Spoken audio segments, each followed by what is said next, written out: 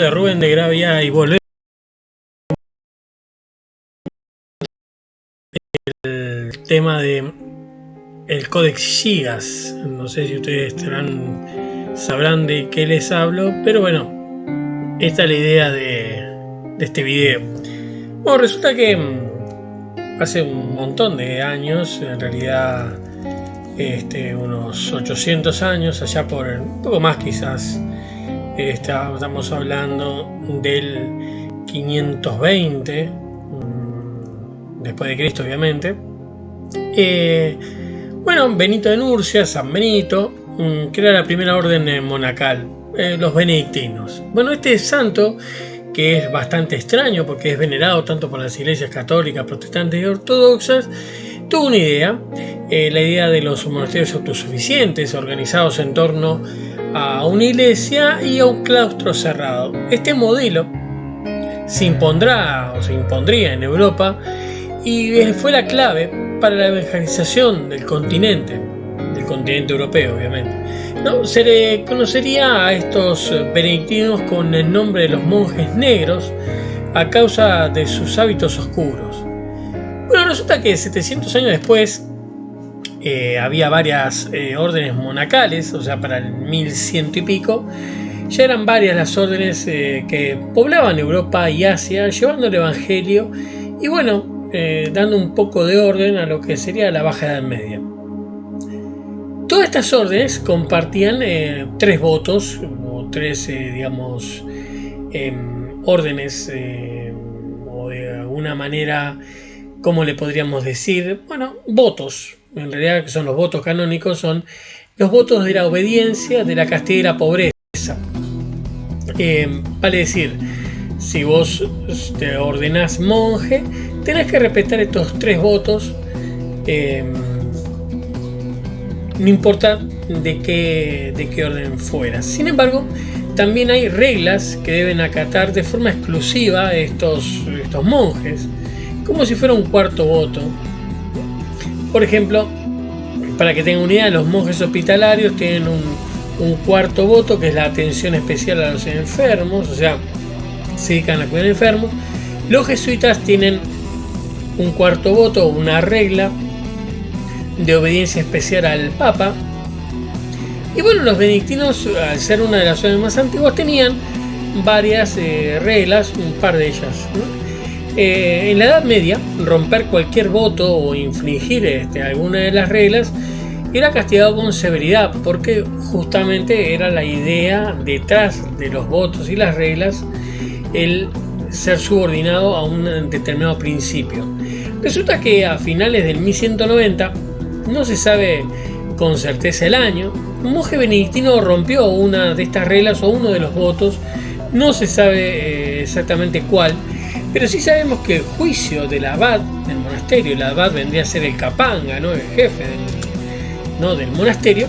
Bueno, resulta que la decisión del abad fue que el monje sería empalado vivo al tercer día después de la sentencia, o sea que muy probablemente haya roto uno de los tres votos canónicos, ¿no?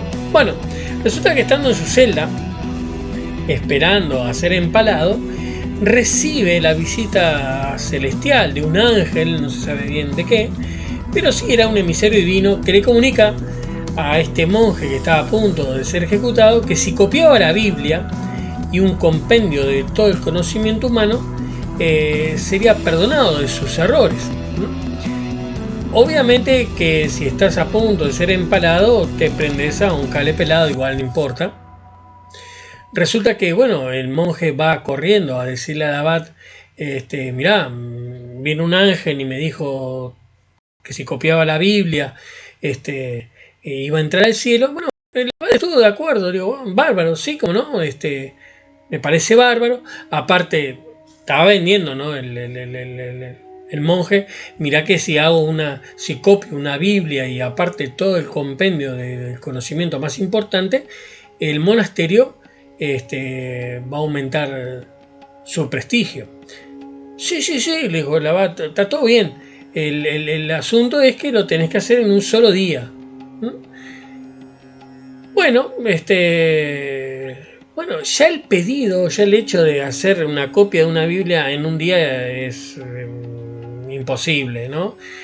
Y eso el monje lo sabía. De todas maneras, el tipo empezó a hacer la copia de la Biblia, pero al llegar a la medianoche se dio cuenta de que estaba en el horno, literal y figurativamente. Así que lo que hace, bueno, le pide ayuda, es lo que dice la leyenda, ¿no? Invoca a Satanás, al príncipe del infierno, para que le dé una mano a hacer este libro. Bueno, a la mañana siguiente, un exhausto monje y un sorprendido abad aparece de la nada, ¿no? Básicamente, lo que es conocido como el Codex Gigas, ¿no? Para que tengan una idea de lo monstruoso que es este libro, pesa 75 kilos. Vamos a empezar por eso, no por el peso, 75 kilos. Y tiene unas dimensiones de 92 centímetros por 50,5 y un espesor de 22 centímetros. Es una bestialidad. Consta de 624 páginas que son hermosas, bellamente iluminadas, con tintas en base de oro. Tiene tintas azules, rojas, verdes, amarillas. Es una belleza el libro. Es considerado el libro medieval más grande que existe y el cual se encuentra en un estado de conservación espectacular. En él se encuentra está transcrita una versión de la Vulgata. La Vulgata es la Biblia traducida por Jerónimo de Estridión, aunque en esta versión de la Vulgata falta el Hecho de los Apóstoles y el Apocalipsis. También está la Crónica Bohemia de Cosmas de Praga, la Guerra de los Judíos y Antigüedad de los Judíos de Flavio Josefo. Flavio Josefo es un historiador romano judío él también. Las etimologías de Isidoro de Sevilla y varios tratados de medicina escritos, son copias de Constantino el Africano. A la vez hay varios encantamientos mágicos, varias curas medicinales, así como un calendario con sus efemérides, la que constan nacimientos y obviamente necrológicas, lo que nos da una idea para compilar, el libro en realidad es una compilación de lo más relevante de la época, o el conocimiento más relevante, o que su autor considera relevante. Bueno, se considera que fue escrito entre el 1204 y el 1230, ya que en las efemérides se hace referencia a la canonización de San Procopio. San Procopio es un santo bohemio canonizado en 1204, pero no está registrada la muerte del rey bohemio Otakar I, que ocurrió en 1230. Hay una nota al principio del libro del Gigas que hace referencia a lo que sea su primer propietario, ¿no? El monasterio benedictino bohemio de Podraklice, el que figura arriba, se ven en la foto, en el extremo superior izquierdo, aparece este monasterio. Los historiadores no creen que hayan sido los creadores de este fabuloso Codex Gigas, ya que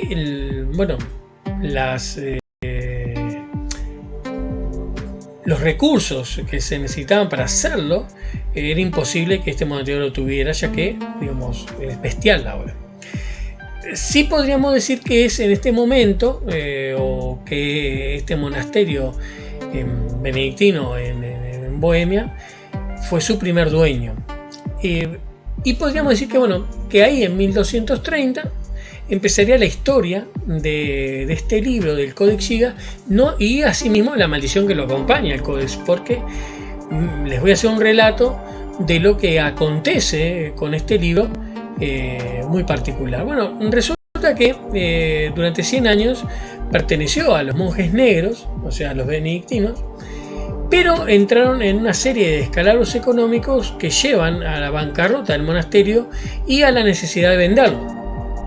Y lo venden, esta octava maravilla del mundo, considerada en la época como la octava maravilla del mundo, se la venden a la orden hermana de los cistercienses.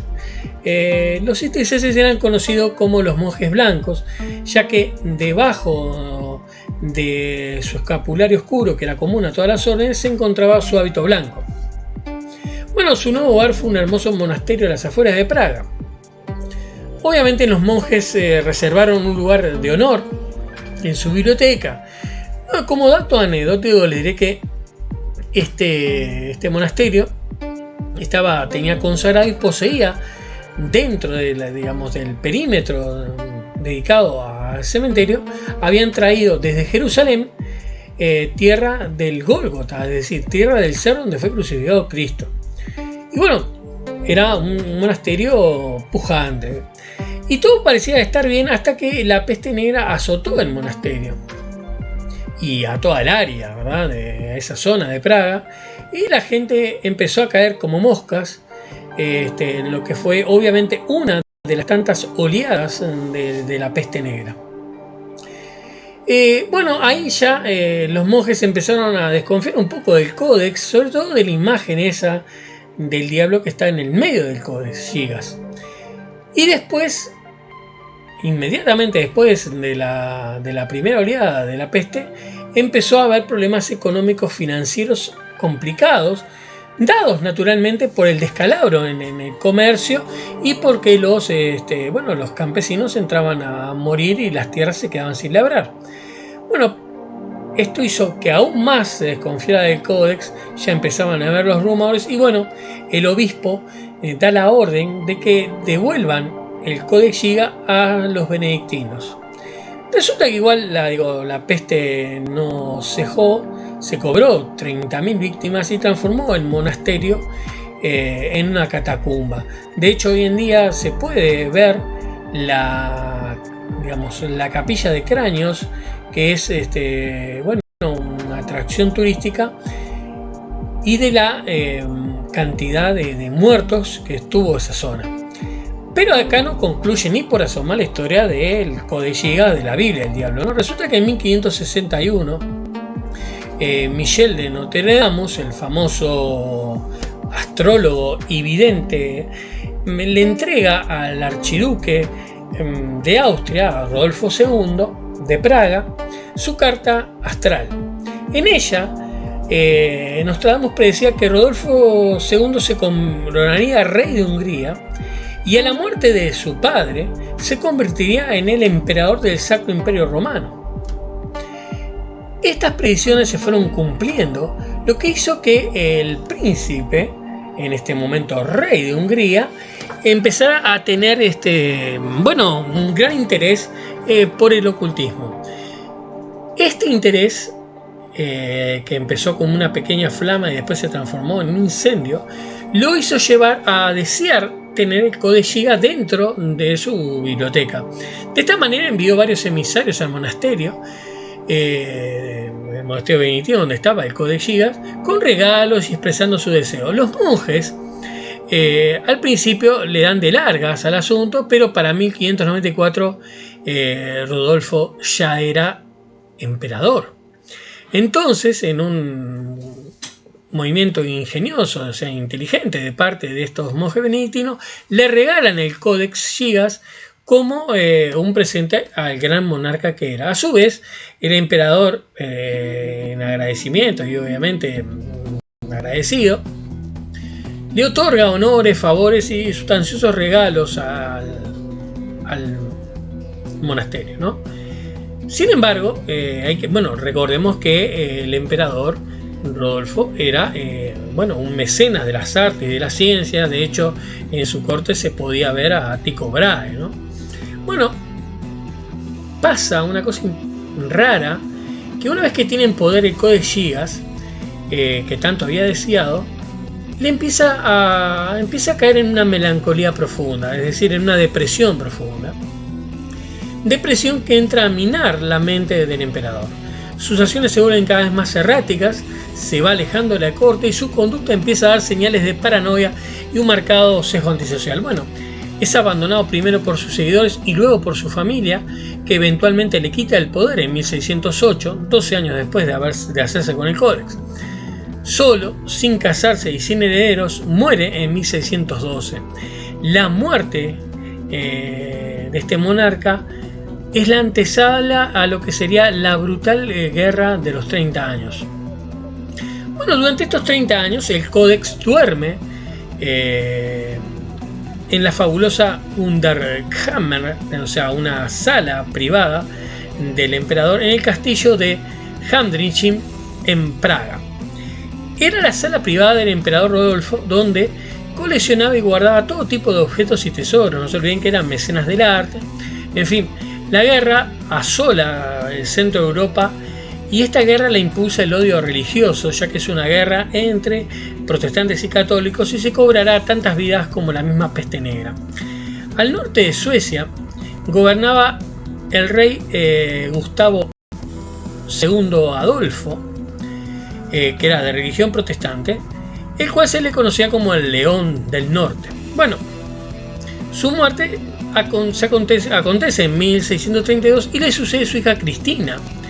Cristina, que había sido precedida por 2 hermanos, los cuales murieron siendo niños, tiene su propia historia. En la noche de su nacimiento, que fue un parto complicado, los astrólogos vaticinaron que si sobrevivía a la noche sería reina. Pero bueno, sí, así pasó, Cristina sobrevivió.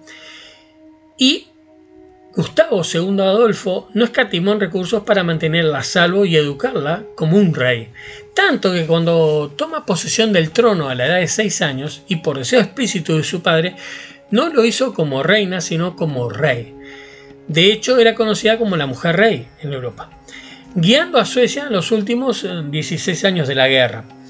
En 1648, los suecos toman Praga y con ella sus tesoros. En un cajón es acondicionado el gigantesco Codex Gigas para su viaje de 1500 kilómetros de Estocolmo.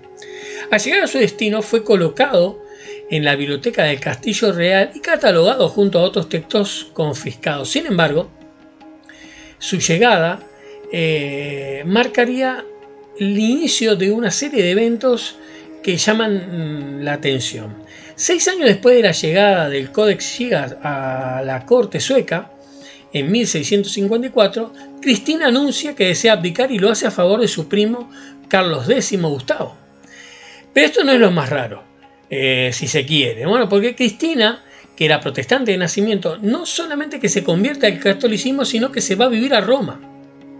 Se lleva consigo varias Biblias y libros valiosos, salvo el Codex Gigas, el cual se queda en Estocolmo.